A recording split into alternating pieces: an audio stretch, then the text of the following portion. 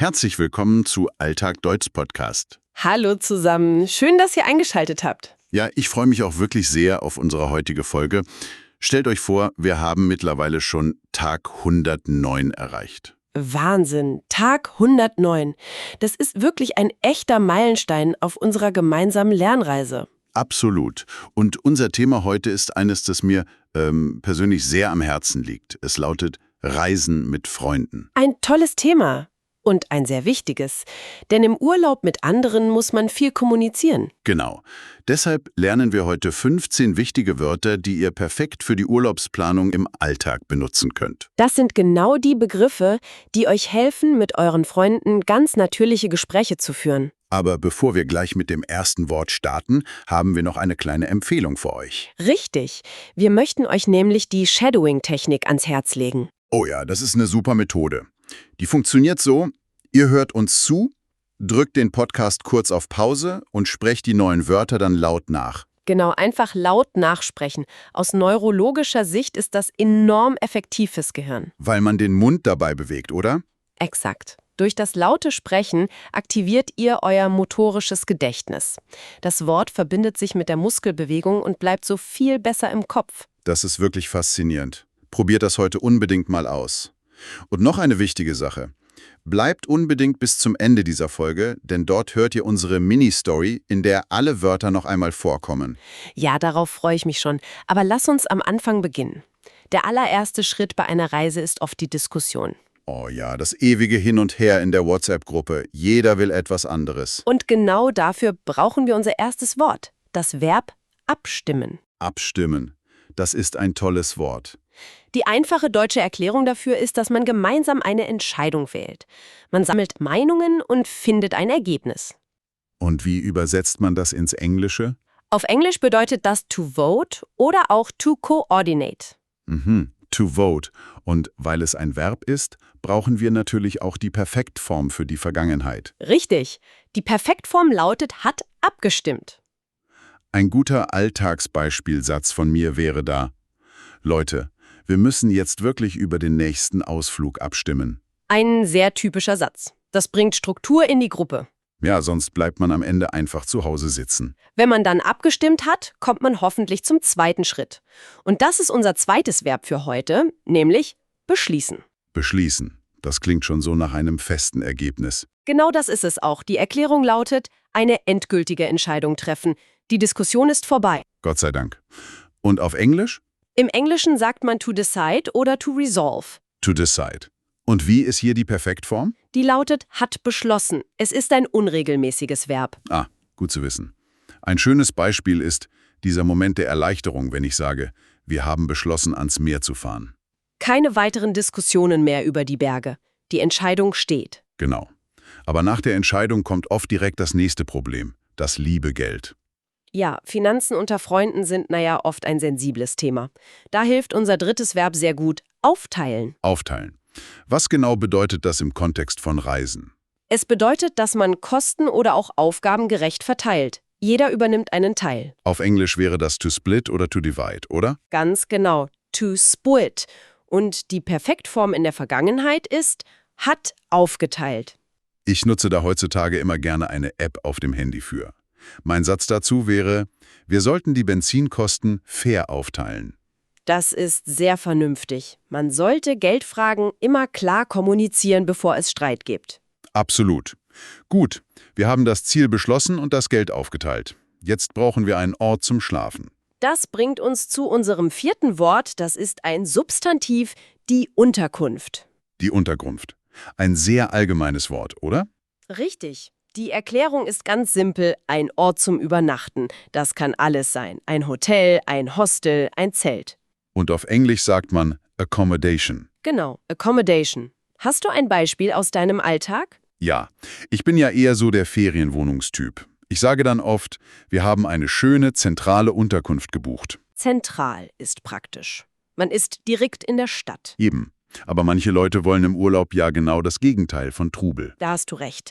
Und für dieses Gegenteil haben wir Wort Nummer 5. Das Adjektiv abgelegen. Abgelegen. Ein sehr beschreibendes Wort. Die Erklärung dafür ist weit entfernt von Städten oder Menschen.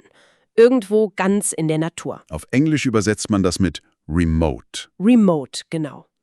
Magst du lieber zentrale oder abgelegene Orte im Urlaub? Ich erinnere mich an eine kleine Hütte im Wald, die wir mal hatten. Da gab es nicht mal Handyempfang. Da habe ich gesagt, das Hotel liegt wirklich sehr ruhig und abgelegen. Das kann sehr entspannend sein. Ja, aber im Dunkeln war das schon fast ein bisschen gruselig, muss ich sagen. Schlaft ihr eigentlich lieber mitten in der Stadt oder irgendwo im Nirgendwo? Eine gute Frage an unsere Zuhörer. Wenn man so weit weg von allem ist, muss man aber eine wichtige Sache besonders gut planen. Lass mich raten. Das Essen. Richtig. Unser 6. Wort ist das Substantiv die Verpflegung. Die Verpflegung. Ein typisch deutsches Wort, finde ich. Es ist sehr formell, ja. Es bedeutet ganz einfach Essen und Trinken.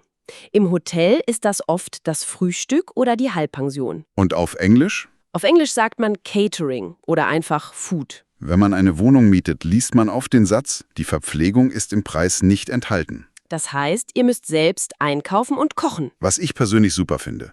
Ich liebe es im Urlaub, gemeinsam mit Freunden zu kochen. Das ist auch ein tolles Erlebnis. Aber es gibt neben dem Essen auch Dinge, die man buchen sollte, über die man weniger gerne spricht. Oh, jetzt wird es ernst. Ja, unser 7. Wort ist das Substantiv die Versicherung. Die Versicherung. Ein echtes Erwachsenenthema. Absolut.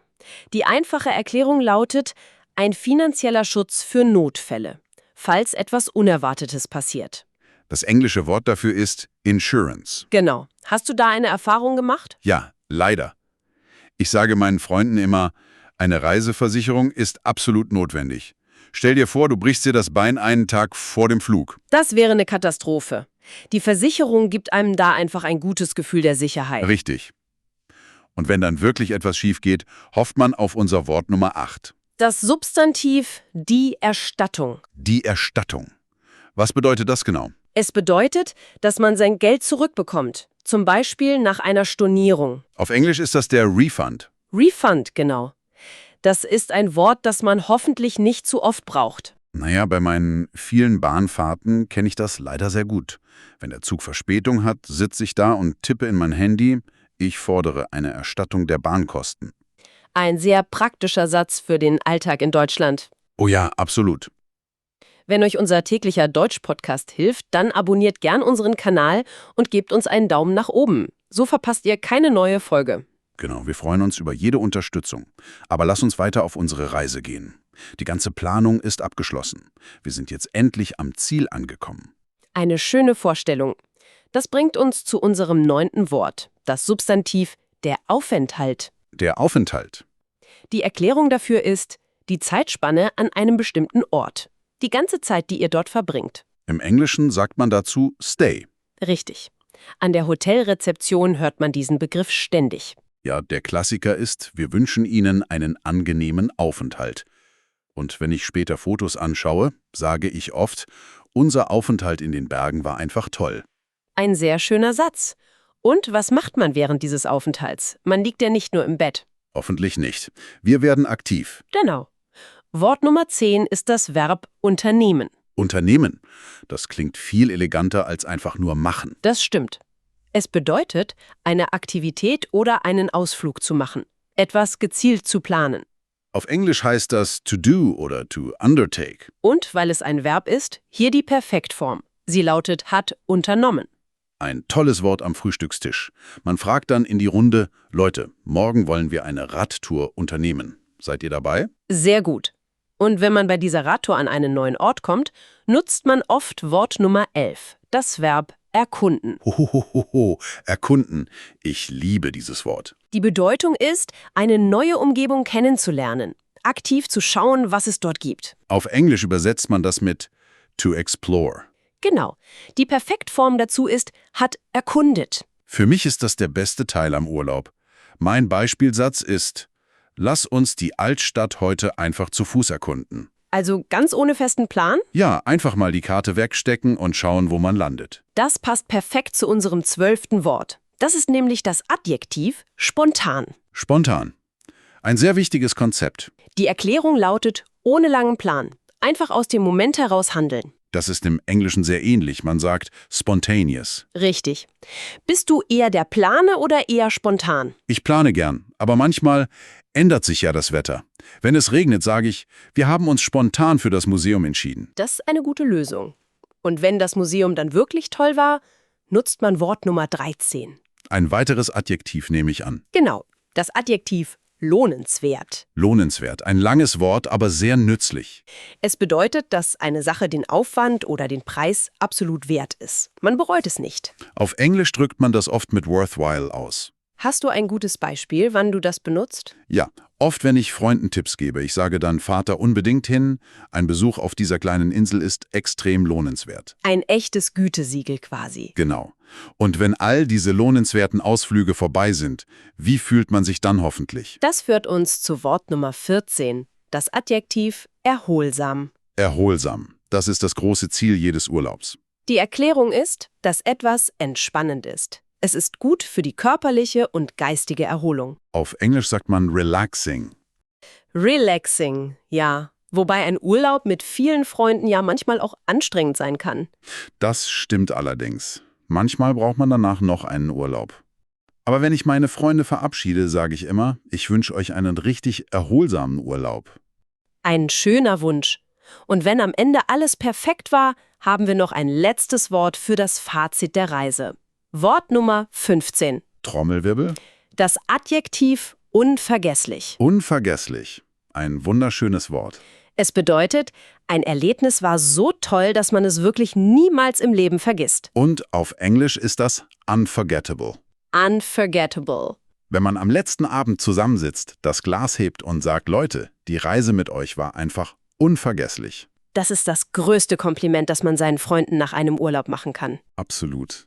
Wahnsinn, das waren schon alle 15 Wörter. Die Zeit verging wie im Flug. Ja, und wie am Anfang versprochen, haben wir jetzt unsere Mini-Story für euch. Genau. Lehnt euch zurück, stellt euch die Situation vor und achtet genau darauf, wie wir unsere 15 Wörter in diese kurze Geschichte eingebaut haben. 2 Freunde sitzen am Küchentisch und planen ihren Sommerurlaub. Zuerst stimmen sie ab, in welche Richtung es überhaupt gehen soll. Nach einer langen Diskussion beschließen sie schließlich, gemeinsam in die Berge zu fahren. Im Internet suchen sie nach einer passenden Unterkunft, die wirklich sehr abgelegen mitten in der Natur liegt. Weil das Wetter dort schnell schlecht werden kann, buchen sie sicherheitshalber eine Versicherung dazu. Ganz genau. Falls sie die Reise absagen müssen und am Ende eine Erstattung brauchen. Um ihre Verpflegung vor Ort kümmern sie sich komplett selbst. Und die Kosten für den Supermarkt teilen sie ganz fair untereinander auf. Dann ist es endlich soweit. Ihr Aufenthalt in den Bergen beginnt. Sie haben super viel Energie und unternehmen jeden Tag etwas Neues. Sie erkunden stundenlang die dunklen, tiefen Wälder. An einem späten Abend entscheiden sie sich total spontan für eine Nachtwanderung. Diese kleine Wanderung ist wirklich lohnenswert, denn sie sehen einen unfassbar klaren Sternenhimmel. Insgesamt ist der ganze Urlaub wunderbar erholsam für die beiden. Und durch diese besonderen Erlebnisse am Ende absolut unvergesslich. So, das war unsere Geschichte. Habt ihr alle Wörter entdeckt? Wenn es beim ersten Mal ein bisschen schnell ging, spult einfach kurz zurück und hört sie euch noch einmal in Ruhe an. Genau. Und jetzt seid ihr dran. Schreibt eure eigenen Sätze mit den neuen Wörtern in die Kommentare. Wir lesen das unglaublich gern. Das ist die beste Übung, um die neuen Vokabeln im Kopf zu behalten. Wenn euch der Podcast gefällt, abonniert den Kanal und gebt uns einen Daumen nach oben. Das hilft uns sehr. Vielen Dank für eure Unterstützung heute. Und morgen sprechen wir über ein neues Thema, nämlich Medienkritik. Das wird sehr spannend. Das wird es definitiv. Aber bevor ihr jetzt abschaltet, möchte ich euch noch einen kurzen Gedanken mit in den Tag geben. Och, ich bin gespannt. Habt ihr euch mal gefragt, inwiefern die Wörter, die wir benutzen, unsere Erinnerung selbst formen? Wie meinst du das genau? Naja, wenn wir ganz bewusst entscheiden, ein Erlebnis als unvergesslich zu bezeichnen, machen wir es vielleicht erst durch dieses Wort dauerhaft und fest in unserem Gedächtnis. Das ist ein faszinierender Gedanke. Die Sprache beschreibt also nicht nur unseren Urlaub, sie erschafft auch unsere Erinnerung daran. Denkt mal darüber nach. Macht's gut und bis morgen. Tschüss zusammen, bis zum nächsten Mal.